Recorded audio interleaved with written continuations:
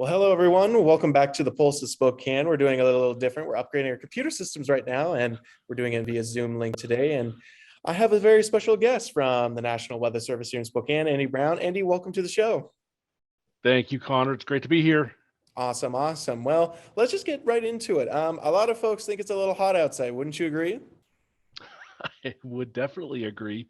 It is, we're entering our first significant heat wave of 2022. And so, yes, I think a lot of people, including myself, have noticed that the temperature it's getting up there. It's getting pretty Just hot. inching ever so hotter every day Yes. as we get there. And Yeah, today's Tuesday, the 26th, and I think that's today's right. temperature is supposed to be like 97, 98. That's right. Yep. And it's just going to get hotter from here. Tomorrow Yep. we will be pushing 100 degrees. The peak of the heat wave is expected to be kind of late in the week, Thursday or Friday, Mhm. but we might still be hitting 100 even on Saturday. So it's going to be 4 or 5 days of very close to 100-degree temperatures, which is pretty hot. It is. It is. I remember back as a kid that we would get every couple days, every couple years, 100-degree heat, and it wouldn't be That's right. abnormal. That would be something that we just expect. Yeah. Yeah. It's kind of unusual in the fact that how long it's going to last. I was Mhm. looking at some research about how frequently Spokane, and it's specifically at Geiger International, how often they reach 100 degrees, and on average, it's about once per year.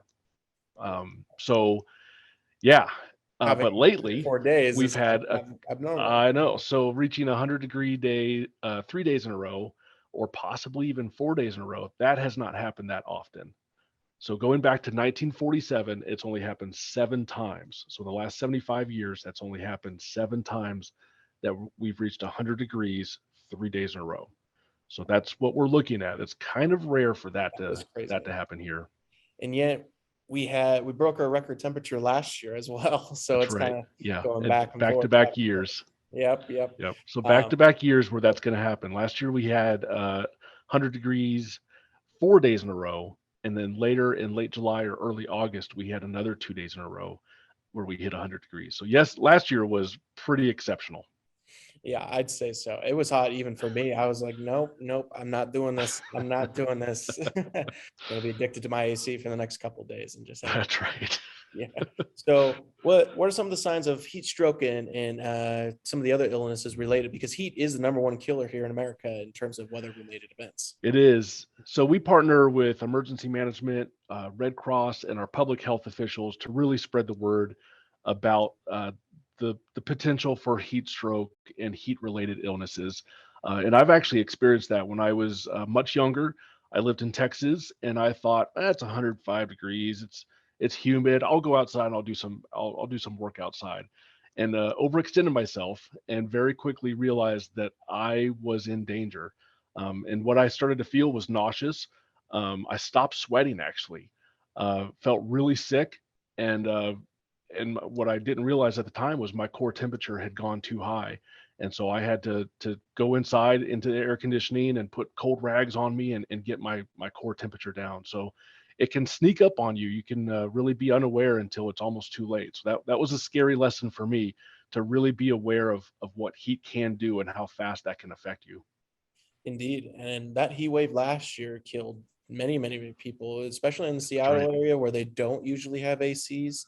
That's right. Unlike Spokane, where we do. They're affected. I forgot what the term is with the coastline, with the water that usually keeps their climate pretty cool, marine something. Yeah, yeah. The marine layer is That's it. the cool waters of the Pacific Ocean will definitely help keep the temperatures at bay. I'll say that over on the west side. So for it to warm up over 100 degrees, and not just over 100, it was like 109 degrees. It was exceptionally hot over on the Portland. west side in Portland. Yep. Yeah. So many deaths happened because of that. One of the interesting facts that came out of that was they did some research about the temperature inside the homes that did not have air conditioning. And what they saw was the peak heat actually happened between 8 and 10 p.m. So even though the temperature outside was actually starting to drop, the temperature inside in those unair conditioned homes kept on going up all the way through 8 to 10 o'clock at night. And so they were seeing temperatures over 90 degrees inside the homes at 10 o'clock at night, which That's is crazy. why I think there were so many deaths, people, vulnerable populations that didn't have access to air conditioning and weren't aware of how hot it was going to be. And that's why it's ever so important to have these excessive heat warnings and That's right. graphics that show the signs of heat related illnesses out to the public so that they're aware and that they can get into AC Right. buildings, whether it's the library, whether it's a center that's open downtown for a week. That's specific purpose is for the AC, for cooling off people. So Yep. it's ever Yep. so important. And another related topic to this is wildfires. Oh, The heat yes. does not help this at all. No. So this year we've been very fortunate. We had Mhm. a very cool and wet April, May, and As you June. guys projected too. I hope so. It's hard to remember going back that far, but I'd like to say yes, that we did predict that.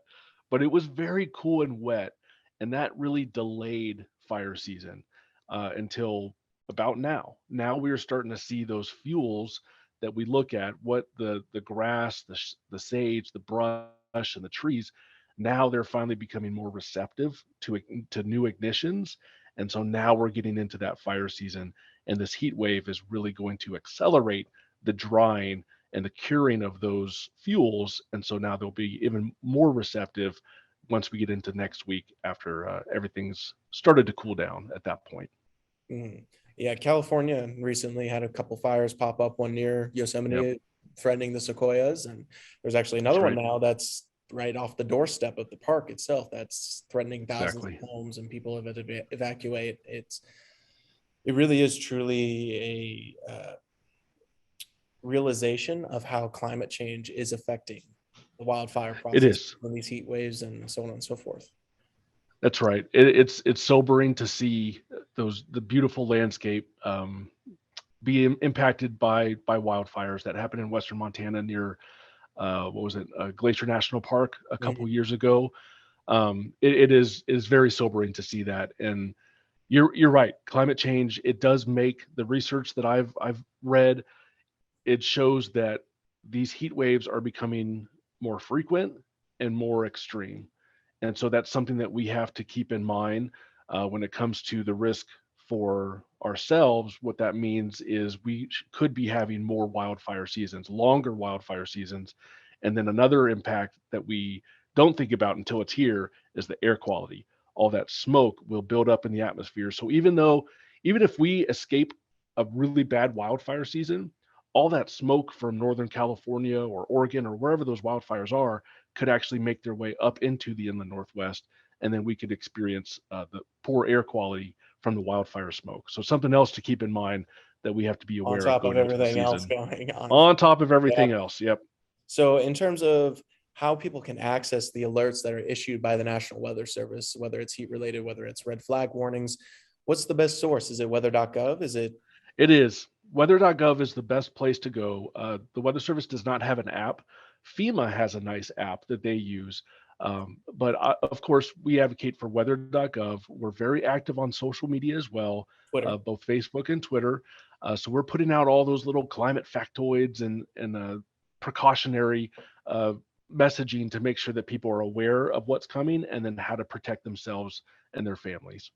Yes. Precautions are always the first line of defense, and same with That's warnings. right. If someone understands That's that right. there's a tornado coming their way and they know the tornado warning and how to get down into the basement in time or the bathroom, Exactly. depending on the house structure, then that's always key. And so that's Yep. where you guys come in. That's Yep. one of the most important factors that NOAA and the National Weather Service provides. So, any last words or thoughts that we need to know? When it comes to the heat wave, that this is something that I always like to point out, and this is some of the research that we found from last year, is that precautionary is to make sure not you're just not taking care of yourself, but to check on those vulnerable populations, on the elderly, the folks that don't realize that they might be in trouble. The majority of the deaths that happen were elderly that were in unair conditioned buildings and not taking care of themselves and not aware of the danger. So I think that's probably the most important factor going into this is not just take care of yourselves, but be looking out for others during this heat wave. Agreed. And keep continuing to check that forecast as NOAA That's right. regularly, National Weather Service here in Spokane regularly updates, whether it's warnings or the heat related illnesses chart and check on your neighbors as well. So, well, Awesome. Andy, thank you so much for joining the Pulse of Spokane this week. It's always great to catch you up, and let's hope that this heat wave is not too dangerous and that not too many people lose their lives and everyone's aware that it's coming.